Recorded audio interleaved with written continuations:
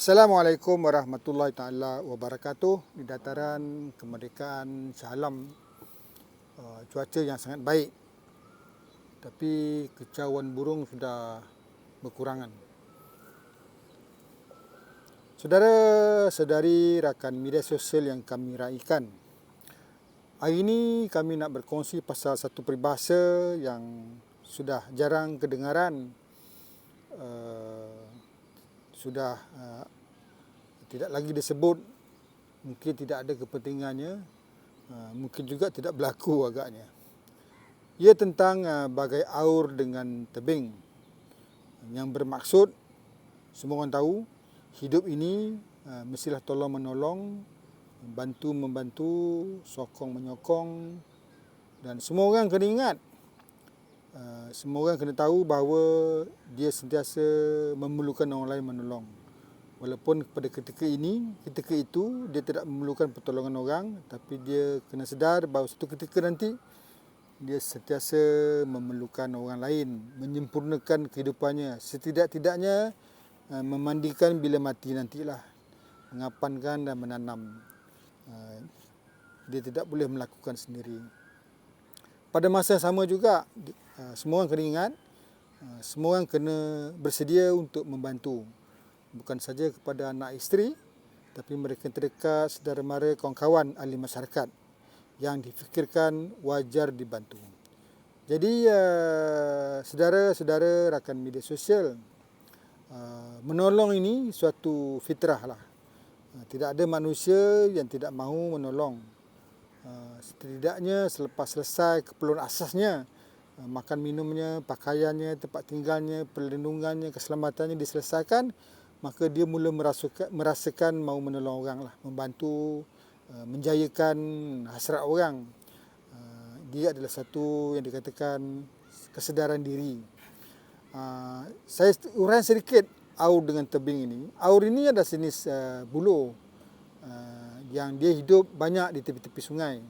Kenapa hidup di tepi sungai? Sebab dia perlukan air sungai yang banyak.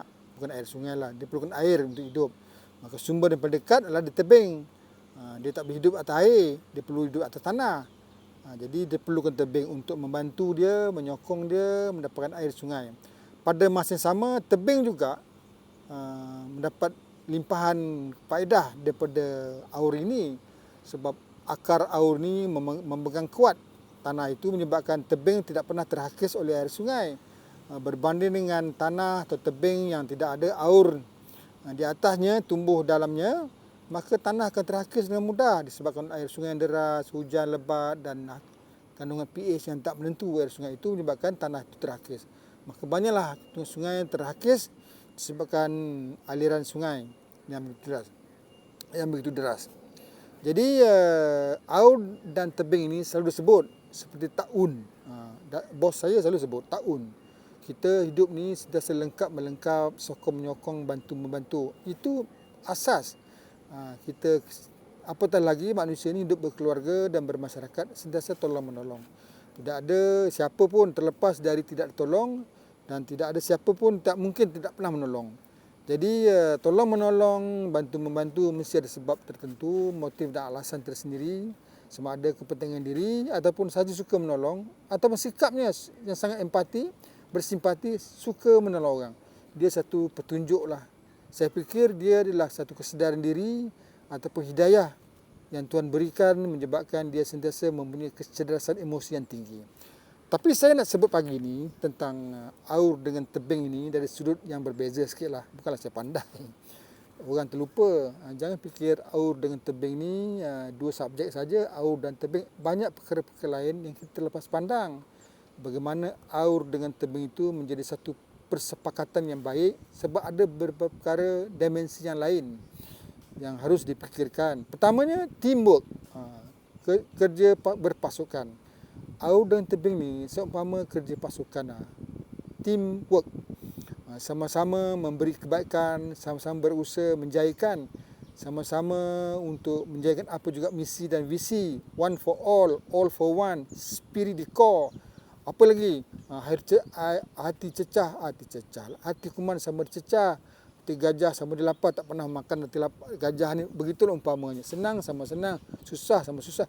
Jangan senang sama-sama, susah jangan susah sama-sama, senang sendiri-sendiri. Tak ada. Itu asas aur dengan tebing. Kedua, aur dengan tebing ni pasal communication.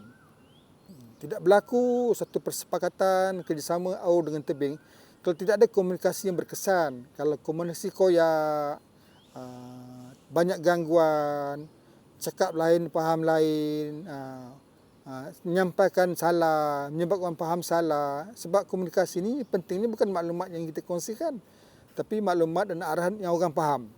Orang selalu salah faham. Sebab dengan sengaja atau tidak, atau kita dengan sengaja atau tidak, menyebabkan orang salah faham, maka tidak ada komunikasi. Ataupun selalu saya sebut repo. Gagal membina repo yang baik, membina atau mencipta kesamaan. Kalau kita berkomunikasi, bersembang dengan orang, kalau sentiasa mencari perbezaan, lunyai lah, koyaklah komunikasi itu. Kita sentiasa meraihkan persamaan. Janganlah bincang perbezaan. Macam sekarang lah,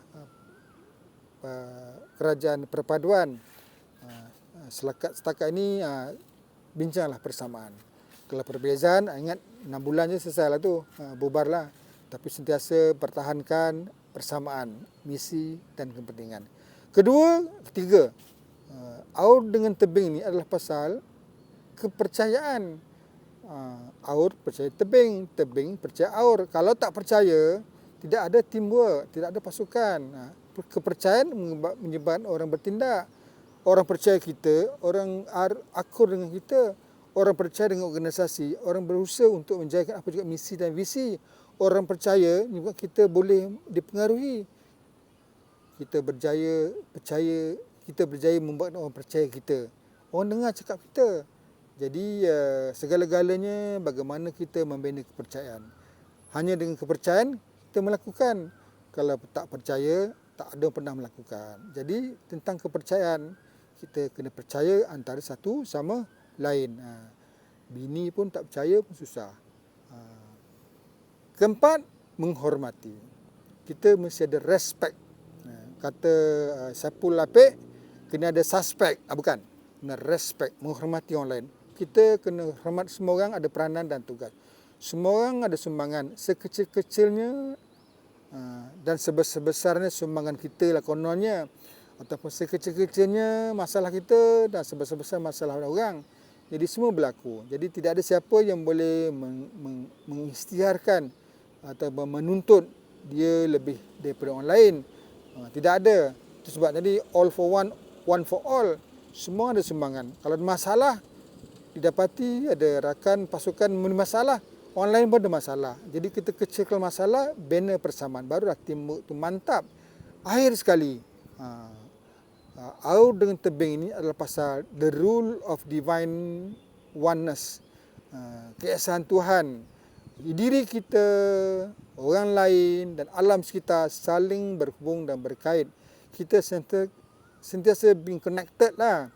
Kita ni menjadi seperti kita ni kerana kawan-kawan yang ada. Kita menjadi baik sebab anak isteri yang sentiasa menyokong.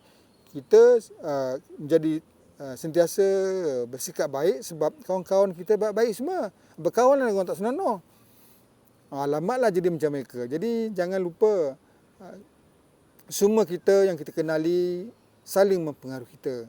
Mereka sentiasa mempunyai peranan menjadikan kita siapa. Begitu juga kita. Kita sudah tentulah menjadikan siapa anak-anak kita. Walaupun kita ini tidak mewarisi apa juga yang kita ada kepada anak-anak, tapi setidak-tidaknya anak sentiasa memodelkan kita. Maka pada masa yang sama, kawan-kawan juga sentiasa memodelkan kita. Jadi itulah yang intipati yang kami kongsikan pada pagi ini, aur dengan tebing. Jangan lupa, banyak perkara-perkara yang tersirat di situ, teamworknya, komunikasinya, kepercayaannya, respectnya, dan the rule of divine oneness. Keesaan Tuhan, kita saling memerlukan antara satu sama lain. Sekian saja, semoga berfaedah pagi ini. Darling, ada apa-apa ke? Tak ada. Betul tu. Betul. Terima kasih. Assalamualaikum warahmatullahi taala wabarakatuh. Semoga berfaedah.